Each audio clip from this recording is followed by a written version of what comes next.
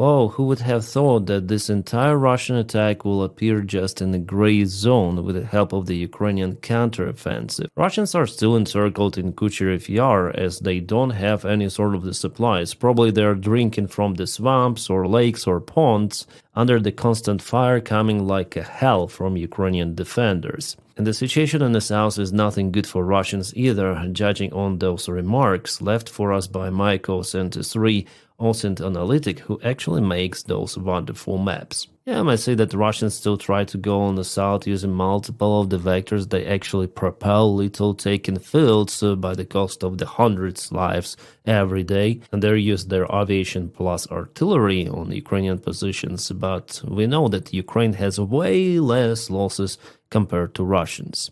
And you know, guys, the video that I showed about this case, can I show it to you? I wonder. No, I cannot show. Well, I think I found a way of how to bypass censorship, at least with this photo, just to explain you what happened there. I hope it's okay for gods of YouTube. Well, one of the guys, yellow guy here, he left the positions and was exposed open. As his commanders say, they lost communication with the guy, they worry about him, so they launched the surveillance Mavic drone to search for his position. And he appeared to be walking just on the road where he met a couple of the red guys. And here is the advantage to be this yellow guy, because you know Russian, you know Ukrainian.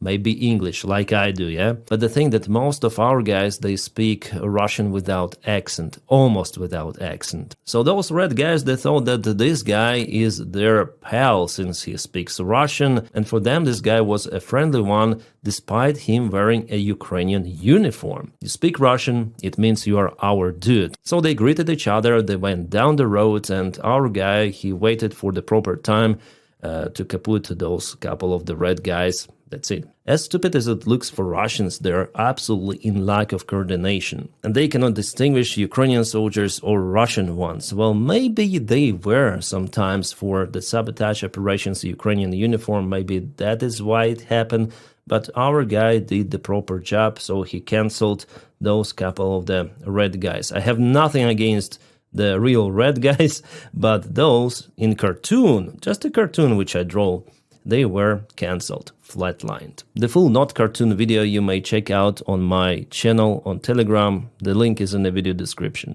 And here I will just screenshot and post what I do and share it on Telegram just for people to laugh.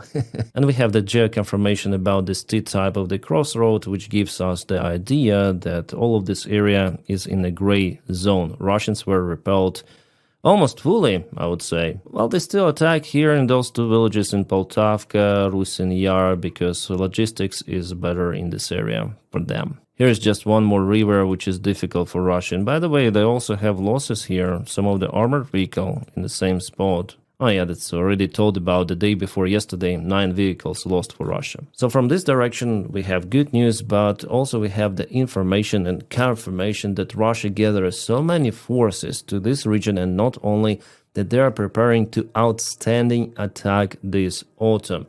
Something that we haven't seen since 2022. And those are not my speculations or something. The information unfortunately comes from reliable sources, from our commanders on the ground. They are aware of Russia accumulating their forces, and they will try to penetrate Ukrainian main defense line once again in Zoloty Kolodets, or maybe from this side, we'll see. I actually have it from this channel, Creek, for sure, and this guy is for sure fighting for Ukraine on the front lines. He's been followed by main channels out there. Those are his photos. Yeah, he definitely serves for Ukrainian army. So he posted 8 hours ago that Russians did the largest regroupment of their forces since Kiev 2022 intervention. They have prepared a lot of forces and ready for the last final battle for the rest of Donetsk Oblast. We will again see the usage of the armored fighting vehicles columns, and it will be very bloody for both sides. Soon, he says. Later on, he added here that I have started my way as a soldier in April 2022 fighting in Slaviansk area north, and now after 3.6 years I am at the place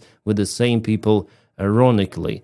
Well, nevertheless, I will do my best. I wish him luck. What else can I say as the guy who is not even in Ukraine but tries to review the situation in Ukraine? Yeah, sometimes I feel miserable. But I do what I can even to support my own mates fighting out there on the front lines. Like, for example, our drone operators, they had this car also from one of the volunteer foundations, but it is broken, and I send them substantial amount of money to repair. Maybe they're gonna buy a new car, so I started the fundraiser on my Telegram channel. If you are interested, you can participate. I just shared their PayPal. It's not the volunteer organization or something. Those guys I know personally. We used to work together, then there was aviation. So yeah, this car didn't last for long, but I hope they'll repair it or they're gonna buy something new. Again, the link for my Telegram is in the video description below, and there is some post about this vehicle, but I think we already collected enough funds for it, at least with my transfer. I think we'll have enough. I think it will cover the cost, but they all the time need something, fuel, military gear, maintenance of the car, and so on. And those who participated in donations, thank you guys very, very much. Yeah, that's my Telegram. There I share lots of the stuff, including frontline images. By the way, we're gonna review this one as well. And here's the small fundraise, but I think it's already closed. I need to ask tomorrow. Yeah, as you see, I help. We have community that helps, but I still feel miserable because our guys on the front lines, they sacrifice their health, their life, their everything for Ukraine. And in a way, we fight the Russian propaganda, but compared to what they do, it's nothing. And yeah, I promised you this video. I can see many of the vehicles, 1, 2, 3, 4, yeah. It seems like Russia already intensified their attacks using armored vehicles out there on the front lines. I haven't seen those kind of the metal strikes before. Metal, I mean, because after all, those are the armored vehicles. So one is hiding out there, and 3, yeah, totally 3 of the vehicles, probably 4 after all. And I see maybe here 1 more. So Russia attacks really, but Ukrainian drones are waiting for them, and those slow moving vehicles are usually easy targets for Ukrainian drone operators. Yeah, all of them were chased and stopped. I wonder where it happened. Even the wildfire you may see here in the forest, and the vehicle is stopped over here. Yeah, I'll try to find out where this attack of the Russian army happened. So far, they do not specify it here in the comments, which is very strange.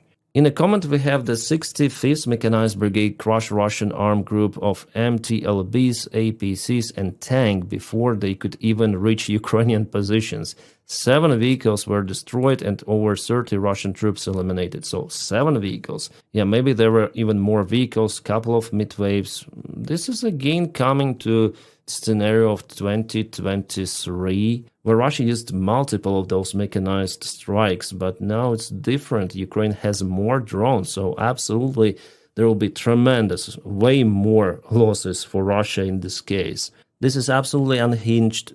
I don't have words why Russians are doing it once again. Gerasimov is simply without any sort of the new tactics which he could use in this war to propel faster, because they tried actually to offend with small groups, sabotage groups, but you saw what happened in Pokrovsk, the direction. All of the Russian forces were either trapped or cut or kaputted. So basically the same scenario as in 2023, but as our guys reported, could be even on a larger scale as in 2022.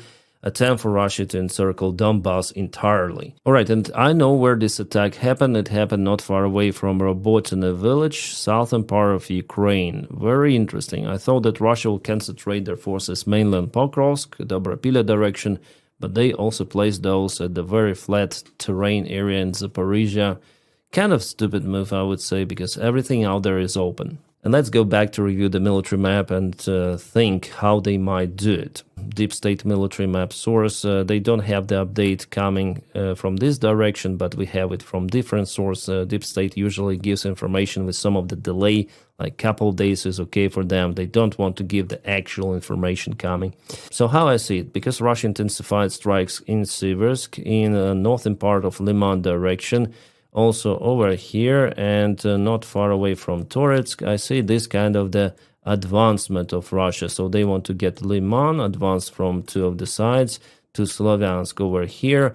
It looks unreal because there is kind of the wide river Siversky Donets, which they should cross, and there are just 3 of the bridges which they could use, and they could be easily kaboomed. Here in Toretsk they advanced, but just a little, you know. It seems like Ukraine has defense lines, and this assault is cut, so they need huge new breadth, new reinforcements trying to perform this scenario to encircle this entire agglomeration of Ukrainian main defense cities: Kramatorsk, Slavyansk, Drushkivka, Konstantinovka. And our guy, I told you, he says that he is still in Slavyansk with his group of the forces, and probably they go on rotations or something. And what I want to say in general about the summer offensive, let's go back to May, 1st of May. Let's see how it was. Yeah, Russia advanced in many of the directions, like before and now. Yeah, they moved from Velivka, Novosilka. They took those fields, some of the villages. Here, some of the fields, like probably it's their biggest achievement, creating this huge bridgehead over here. They moved also a little over here, and in Liman towards Kupiansk, they moved a little. But in general, not a single town was taken by Russia, I would say, even this year. The last important town which they took was Vuhledar, and still it's kind of the small town, but it was important for defense of this region. And after Russians took Vuhledar, they moved to Kurakhove, Velika Novosilka, so it was possible for them to get this territory under control after Vuhledar. But it happened the last year, as far as I remember. At January 1st, Vuhledar was already taken under control, and even Kurakhove was mainly occupied the last year. So yeah, they didn't occupy. Even Toretsk is not fully occupied. Some of the streets are still in a gray zone. Russians are unable to propel there. And the same picture goes for Chasev Yar. Yeah, some of the streets are still there in the gray zone. Crazy. That's, I would say, complete failure of the Russian summer offensive. But this autumn they may try to break initiative once again, attacking with the largest forces possible. And probably it's going to be the final major attack attempt done by Russian army for the next few years. Could be. Without future mobilization, they will not be able to accumulate such a big number of the forces to attack with those major strikes again and again. So for sure, mobilization is needed for Russia, and I think they will announce it. It's my personal opinion that Putin will not stop, even if he needs to announce a mobilization. Guys, it's important for me to get your feedback. You know, I'm filming those videos for 3.5 years, almost every day. And I see that my views sometimes they decline, and compared to 2023, 2022, I don't have those huge views. Maybe I start to be annoying, or maybe the topic is not popular, you know, people tired of it. I don't know. So tell me in the comment section, why do you still watch me? Because I think if you watch me, you can type your comment and I'll try to read. Yeah, I have thousands of the comments sometimes, but I will try to read, especially under this video. And maybe your suggestion to improve the content, I don't know, trying some new things. I try to be as generous, as polite, and as honest with my audience as possible. Thanks again for your feedback. Okay, what I wonder about is the Kupiansk direction, and here we have the report about Russian flag in Moskovka. I wonder then we have this evidence report. Could it be one more Russian special flag operation? So it's the same area where Ukrainian local commander filmed the video. He went there with a pickup truck. He said, okay, Moskovka, which has the different name now, is under Ukrainian control, but now we see Russians there. Yeah, you can see it's the flag operation of the Russian army. It was posted later than a Ukrainian video, so it's the fresh one, dated 3 days ago. I wonder what is happening there right now. Whether they put flag for just this video and escape the scene, it could be like that. Or maybe they were kaboomed. And before it was like that, actually it's a way fresher video. Russians say that it was in June. That was in August, I think. The same crossroad, as you can see. So 2 Russian soldiers raised their flag in Moskovka. Well, 2 Russian soldiers doesn't mean that it is the occupation of entire settlement. No, it could be the small sabotage group. But Russians were spotted already in a Kupiansk town. Really? We have this evidence? Russians raised their flag. Again, flag operation or what? But this is settlement. I mean, the town itself, I would say city even, Kupensk, it's bigger than usual. It is on the tower here, on the tower.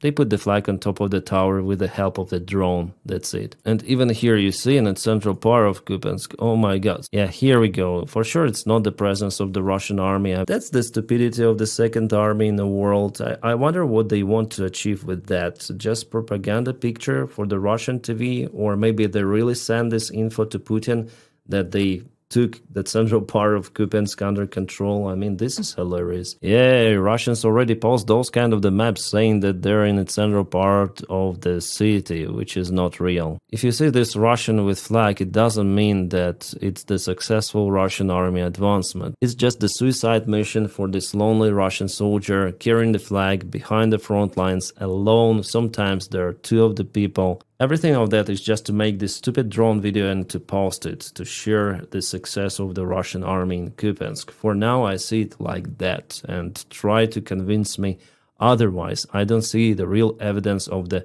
presence of the huge amount of the Russian army, or at least some amount of the Russian army in Kupensk. Occasional flags, that's it. So here he shows for the drone, you see.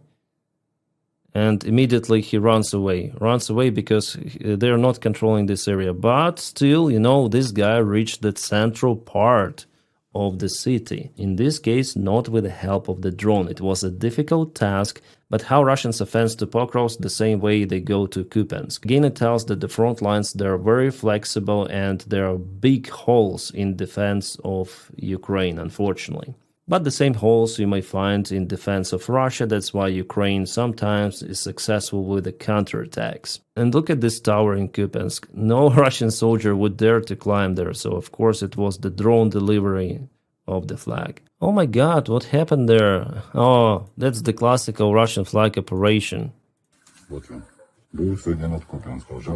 Kupensk, yeah. One of those which was taken by Ukraine as the trophy. That's what you need to know about the Russian fake attacks or flag attacks, I call them. And we have the comment from the deep state military map source. They have that Russians sometimes wear civilian clothes to go to Kupensk. And they say that it's not something new that Russian sabotage groups are presented in the northern part of Kupensk. It was happening already for a long time. It's not the actual advancement of the Russian forces. And you know what? Maybe this is the real name of the false flag operation. Maybe that is how it definitely looks like.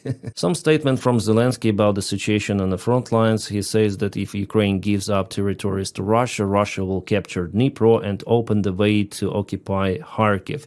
So Zelensky doesn't believe somehow to Putin that he will not keep his word and he will continue to escalate attacking more of the Ukrainian territories. By the way, I already told about the big military map in Gerasimov's office. Well, there they put Odessa and Mykolaiv regions as the part of the Russian Federation already. So never ever trust Russians. Their goal is just to get more territories to occupy Ukraine, as I tell you every time, almost in every of my video. But it is like that, and it's very strange that politicians across Atlantics, those who are now in power, they do not understand this easy stuff. Should we go to the frontline update? Why not? Because that is what we are doing here, right? Already for 3.5 freaking years. Let's go to the deep state because they have the analysis. Well, according to them, Russians advanced in many of the villages, but Ukraine also pushed Russians away in Tolstoy. So it was yesterday. It is today. This attack vector across this highway or the road was cancelled and Tolstoy gray area expanded just a little. Tolstoy liberated, actually, it was confirmed. Maybe even the last week we got this information. Russia in this direction is successful here in the south, but Ukraine is counterattacking in Zeleny High, Tolstoy and Dachne, so 3 of the points for attack. Well, there's the pocket I was concerned about near Kamar. There's Pridubova village, so it was yesterday, it is today. Advancement of the Russian army, they already touched this river Mokryali fully. And I still wonder if there is the presence of the Ukrainian army here, because it looks like the pocket here for Ukrainians, but I'm not sure. I think that Russians just do not move to this place because of Ukrainian drone strikes, and we actually don't know what is happening in this territory. Maybe this is entirely gray area, maybe not, because those are just the fields. It's hard to confirm the Russian presence. Then they advanced to Alexandergrad. It was clear that there was the attack, but coloring it in red, I would put it under the question. But they have their presence in Myrna and Pidubna, it's 100%. What else? Malivka, that's the same direction actually. So it was yesterday, it is today in general, yeah? Ukrainian counterattack, Russians moved here and Russians moved here. Sichneva also the same area, as you may see, Malivka and where is Sichneva? Yanvarsky, but Sichneva, maybe there is the very small village. And we have Mirove. Mirove is Moskovka, yeah, I already told you about it. So Russians went there and they were spotted by drones. So this crossroads, two of the soldiers of the Russian army were detected, but it doesn't matter that they control this entire area or Mirna or Moskovka itself. As for the rest, you may see that there are no changes, for example, for Pokrovsk, no changes for already many days. Here in Konstantinovka direction, yeah, there is slight expansion of the gray area here, but no changes, dramatic changes, I would say, for many days. Maybe Russia is definitely accumulating forces for some sort of the major 2022-like strike on the Ukrainian army, trying to encircle main Ukrainian forces in Kramatorsk, Slavyansk. Well, honestly, I believe it, then I see it, but I don't think that something will go well for Russia in this case. I think that the outcome will be the same for them as in Kiev, for example, in 2022. Then their convoy was absolutely demolished, and by the time there were not enough drones in Ukrainian army. FPV drones, drone drops, it was something really new, and now it's the full scale. So why do they attack with those convoys, armored vehicles? Maybe Russian army just wants to finish itself to announce a new mobilization. You know, we are in lack of the army, man. We lost everyone in those attacks. That's it. I don't think that they will be successful with this major strike here. I don't believe in it. Oh, we have the info that the last morning Ukrainian forces destroyed S-300 launchers and 9S radar from Buk Sam system near Orleshkivka. It is the occupied Zaporizhia region. So some of the wreckage here, yeah, definitely zoomed in image. Let's go like this. This could be the radar, or maybe this is the launcher. I think it's the launcher after all. Yeah, kind of the bad spot to hide, but in the southern Ukraine there are mostly fields and not many trees compared to the central or northern Ukraine. And you know what? I finally got the good satellite quality images from the avant-post of the Russian FSB not far away from Artemovsk, Crimea, which was hit probably by Flamingo missiles. Well, even Russians say that it could be a Flamingo. But it seems like Ukraine should work on precision of this missile, because we have this strike here.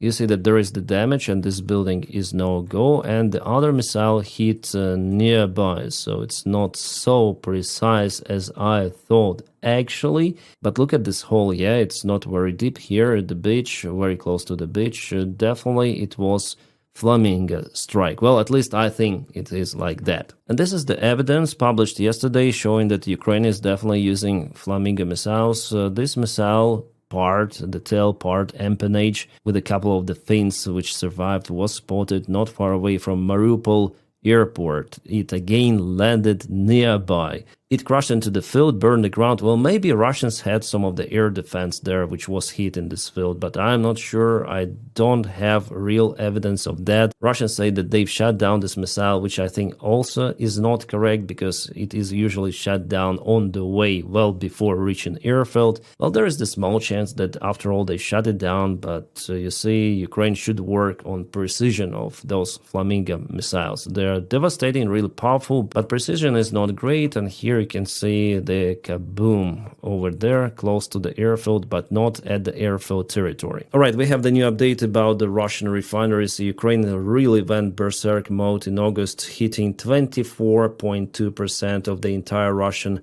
refinery capabilities. This is unhinged. It has never been like that before. It is something really special, which even caused Putin to openly lie in China about Ukrainian strikes, that Russia had to respond on those, that Russia has never attacked Ukrainian energy infrastructure, which is the open lies. Russia attacked Ukraine since 2022. There were numerous of the blackouts. I was in Ukraine, I witnessed it and experienced it myself. So once again, we see the new evidence that we shouldn't trust to what Putin is saying. He is KGB liar. He is trained to do so. And Ukraine does absolutely awesome job with those refineries. Outstanding. An interesting thing happened with Azerbaijani MiG-29 fighter jets. Yes, this is the Azerbaijani MiG-29, which was, let's say, taken by Ukraine for the test flight. Let me tell you the whole story. So Ukraine has few of the maintenance facilities for those fighter jets. One of those is located in Lviv. So before the war had started in 2021, Azerbaijan sent 3 of their MiG-29 jets to Ukraine repair facilities, and Ukraine conducted routine maintenance on those airplanes with some of the upgrades. But later on the war had started and Ukrainian pilots flown those Azerbaijani airplanes out from the airfield by the time Russia launched the strike on the place. And later on they returned back. Those airplanes were staying out there because they're Azerbaijani for quite a while. But later on Ukraine decided, okay, why those airplanes are just staying there, let's paint them in those kind of the colors and fly, you know, just for test flights. How missiles are working, and the test flights are ongoing already for 3 years. Azerbaijani side is totally fine with that. After all, it's the real combat test of their jets. The only ones who are not okay with this stuff are the Russian military bloggers. They're saying about it as the betrayal and knife in the back from Azerbaijan. But you know, airplanes should fly. They shouldn't stay on the ground if they're airworthy, right? I'm sure that after all, Azerbaijan gave permission to use those fighter jets. Yeah, sorry for the watermark. It's kind of the good channel, by the way, Parapax. I suggest for you to check it out. It's the Telegram channel where I take those kind of the videos. They analyze everything, and this is the Lancet drone. Not the Russian one, but the Ukrainian. I don't know the name of it, but it looks almost exactly the same as Lancet. You can see Ukrainian marking, and there is the Russian vehicle with Z symbol over here, and here is one more vehicle with a dash cam we are watching this video from, and there is one more Z vehicle. This is not far away from Pervomaisk, Kherson Oblast, and you can see some of the Russian uniform here at the corner and Russian off-road vehicle, probably Toyota Land Cruiser or something like this. And yeah, it seems like the vehicle is at least damaged. Oh nice, Bayraktar is in operation. Russian boat was kaputted in Kherson region. As you may see, those birds continue to fly. I mean, Bayraktars, they're in the Ukrainian army, still many of those, and I see the operation of them very close to the front lines. And this is the geolocation, so I would say it's on the way to Crimea. This is the Kimbersky Spit. And Russians keep control over this entire territory, not always successfully, as you might see. There was also the Russian base with a couple of the buildings which were kaputted too. Kind of reminds me of the special ultra-mega operation conducted by the mighty United States Army in Caribbean Sea, which they hit allegedly a drug boat. And this was shared by MAGA, by White House, all of those officials really stating that America did their best in kaputting this small boat. But what about hundreds or maybe even thousands of other drug boats going to United States? Well, no one gives a about those ones. But this, yeah, we need to film and show because it's all about PR in Hollywood. Donald Trump is like this superhero who doesn't hesitate to use military power against those freaking small boats. Give Donnie the Medal of Hero of United States, if there is the one.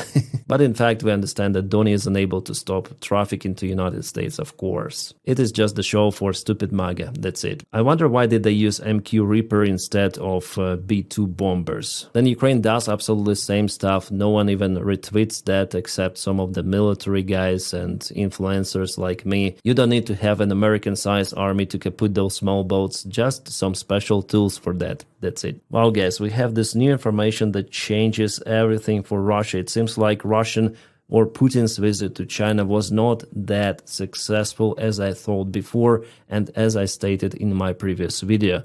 We have now the new information coming from the Wall Street Journal saying that Chinese don't know anything about Sila Sibiri 2 pipeline, which allegedly, according to the Russian officials, they signed. They do not comment anything of that. What Chinese side stated that they are interested for this future project, interested for the possible development. They agreed to use Sila Siberia 1, which has already been built. They signed the papers to pump more gas, but it's not this huge new line Sila Siberia 2, which allegedly by Russians was agreed by China as the major project to be built very soon. Moreover, Russians refer to China that everything is okay, like they want to invest in this construction. They even want to expedite it to build in a few years. But it's not even close like that. There is no confirmation from Beijing coming about this one. Meanwhile, the head of Gazprom, Alexei Miller, said that it was signed, but China says no. Putin himself confirmed words of Miller that they're gonna build Sila Siberia 2 very soon. We have finally reached consensus with the Russian side, he stated. But Chinese gas corporation CNPC said that no. They cannot confirm what they signed. They were just saying about cooperation in the infrastructure sector and energy. That's it. They do not specify anything, so maybe they're calm about it. Yeah, there are two ways. They're calm or they haven't signed anything. But the same company confirmed that they will pump more gas through Sila Siberia existing pipeline, Sila Siberia 1. In this case, it's the fiasco for Russia because only Sila Siberia 2 may compensate Russian losses of the European markets. And Gazprom company will continue to dive down because they have huge debts. It's the government corporation, the biggest gas company in Russia, but it has tremendous debts. And there is no way it can handle it without building this pipeline. So I was maybe too much optimistic with this Russian visit to China, but after all, China has its own interests, and maybe they don't want to be so dependent on Russia with Sila Siberia 2, but it's the Russian interest to build it. Interesting now, and it's kind of good.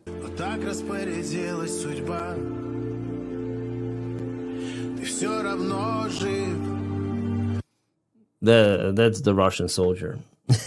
Definitely looks like almost real. I've took it from the Belarus opposition source next, and definitely looks interesting of how Russian soldiers say goodbye to their family members and go to heaven. Well, that's the flop, and that's the reality. No waving? Why? What happened? Usual Russian thug life. They have enormous of those videos, really, and this feature is really popular because it's kind of cheap, and there are many of the relatives who would like to have those kind of the videos with their military army men who were stupid enough to sign the contract with the Russian army. Yeah, they got what they deserved, I would say. And guys, please check out my channel for more videos. I film regularly there, and this video 6 hours ago, yeah, not many people are willing to watch it, because maybe it's not the frontline update, but I touched really important topic. I don't know why it's not interesting. Maybe frontlines, you see, more people watch than usual blah blah blah about Trump, for example. Yeah, so people like frontline updates more, I guess. After all, I think it's the main topic of my channel since I started to film about Ukraine front lines. But I'll touch every sort of the aspect of the war, politics, news and everything, because yeah, that is what I want to do on this channel. Guys, if you want to support the job that I do here, you may check out my Patreon. Honestly, I don't have enough time to upload specific and unique content on Patreon nowadays, but I'll try to change it. So if you're looking for some uniqueness, it's better not to go there. But if you want just to support my job with your donation, you may go for it. After all, with that, you keep me running, so thank you so much for that. And my friends, I wish you all a peaceful sky wherever you are, and have a great time.